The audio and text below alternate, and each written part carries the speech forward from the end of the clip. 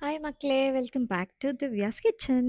So இன்னைக்கு பார்த்தீங்கன்னா, உருளைக்கிழங்கு பட்டாணி அ வறுவல். இது ரொம்ப நாளுக்கு முன்னாடி செஞ்சேன். ஸோ இன்னைக்கு தான் அப்லோட் பண்ண எனக்கு டைம் கிடச்சிச்சு. அ அ இதுக்கு பார்த்தீங்கன்னா, நான் கடலெண்ணெய் யூஸ் பண்ணிக்கிறேன். கடாயில கடலெண்ணெய் விட்டுட்டு, இலையும் வெறும் ஒரு லவங்கம் மட்டும் போடுறேன். ஆ ரொம்ப பட்டை லவங்க டாமினேஷன் வேண்டாம் அப்படின்னு சொல்லிட்டு நான் கொஞ்சம் இக்னோர் பண்ணிக்கிட்டேன் இந்த வாட்டி. மோஸ்ட்டா வந்து பட்டை, லவங்கம், ஆ இலை எல்லாமே போடுவேன் நானு. ஸோ கொஞ்சம் கறி மசாலா மாதிரி இருக்குன்றதுக்காக, இப்போ கொஞ்சம் அ நார்மல் உருளைக்கிழங்கு பட்டாணி மசாலா எப்படி இருந்தா நல்லாயிருக்குமோ, அது மாதிரி பண்ணிக்கலான்னு விட்டுட்டேன். ஆ நான் 2 பெரிய வெங்காயம் எடுத்து பொடிசா நறுக்கி போட்டுக்கிட்டேன்.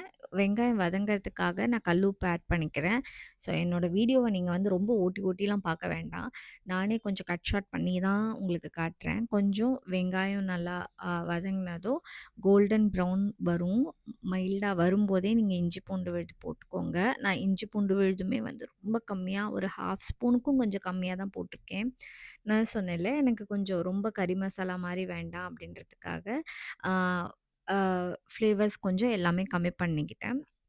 கம்மி பண்ணிட்டு, நான் கல் உப்பு ஏன் இதோட சேர்த்து ஆட் பண்ணிக்கிறேன் அப்டின்னா, எனக்கு வந்துட்டு ஆ இந்த ஸ்டீல் பாத்திரத்தில ஒட்டக்கூடாது அப்டின்றதுக்காகவே நான் ஆட் பண்ணிக்கிறேன். அண்ட் நெக்ஸ்ட் வந்து நம்ம தக்காளி எடுத்துக்கிறோம். 2 வெங்காயம், அதே மாதிரி 2 தக்காளி. ஆனா இது வந்து கொஞ்சம் சின்ன சைஸ் தக்காளின்றதுனால 2 தக்காளி எடுத்திருக்கேன். பெரிய சைஸ் தக்காளினா 1 1/2 தக்காளி போதும். அது பெரிய சைஸானா பெரியதுனா 1 போதும். மீடியம்னா 1 1/2 அந்த மாதிரி அளவு வச்சுக்கலாமே.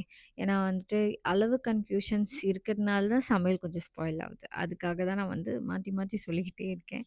And again I'm adding Kashmiri மிளகாத்தூள், அப்புறமா வந்து வீட்டு மிளகாத்தூள் வந்து 1 ஸ்பூனும், காஷ்மீரி மிளகாத்தூள் 1 ஸ்பூனும் ஆட் பண்ணிக்கிறேன். ப்ளஸ் நான் கொஞ்சம் மஞ்சத்தூள் ஆட் பண்ணிக்கிறேன். நல்ல கலர் குடுக்கும். யூசுவலி நம்ம இந்தியன் குக்கிங்கு மஞ்சள் தூள் இல்லாம குக்கிங்கே கிடையாது இல்லையா? ஸோ மஞ்சள் தூள், மிளகாத்தூள் அண்ட் காஷ்மீரி மிளகாத்தூள். காரம் வந்து கம்மியா இருக்கும். சேம் டைம் நம்மளுக்கு வந்து கிரேவி கன்சிஸ்டன்சி திக்னஸ் நெறைய கிடைக்கும்.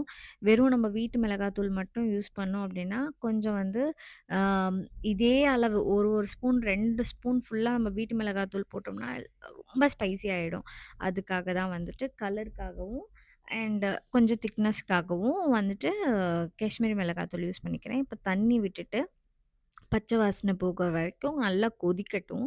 கொதிக்கும்போது நம்மளுக்கு வந்துட்டு அ பட்டாணி ஆட் பண்ணிக்கலாம். பட்டாணியும் சேர்த்து அதோட வேகும்போது, ஓரளவுக்கு ஒரு 5 to 10 மினிட்ஸ் பட்டாணி அதில வெந்ததுக்கு அப்புறம் தான் நான் வந்துட்டு உருளைக்கிழங்கு ஆட் பண்றேன். உருளைக்கிழங்கு ஆல்ரெடி நான் வந்துட்டு பாயில் பண்ணி வச்சிருந்தேன்.